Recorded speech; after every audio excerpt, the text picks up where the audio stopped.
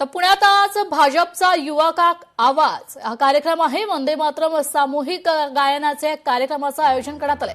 भाजप प्रणिती वंदे मातरम कृती समितीकडून आयोजन करण्यात आलेलं आहे। विद्यापीठातील डॉक्टर बाबासाहेबांच्या पुतळ्याजवळ कार्यक्रम करण्यात येणार आहे। राहुल गांधींच्या कार्यक्रमावेळीच भाजपचा युवा की आवाज हा कार्यक्रम आयोजित करण्यात आलाय।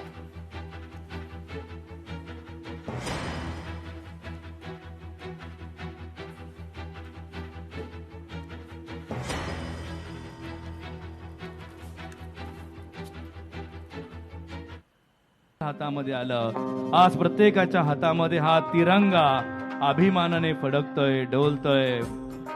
या तिरंग्याच्या शानसाठी, तिरंगाच्या आन बान शान, तिरंगाच्या स्वातंत्र्यासाठी हजारो क्रांतिकारकांनी, क्रांतीवीरांनी, ज्ञात अज्ञात सर्वांनी पंचप्राण अर्पण केला।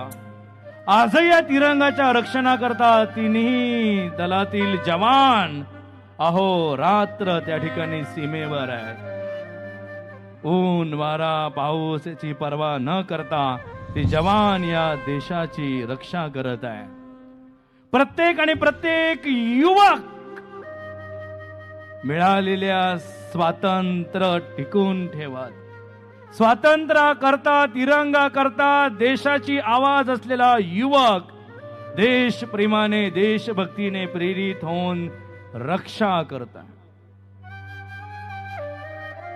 हजारो क्रांतीवीरकांच्या शौर्याचं प्रतीक, त्यागाचं प्रतीक, बलिदानाचं प्रतीक हा तिरंगा आहे।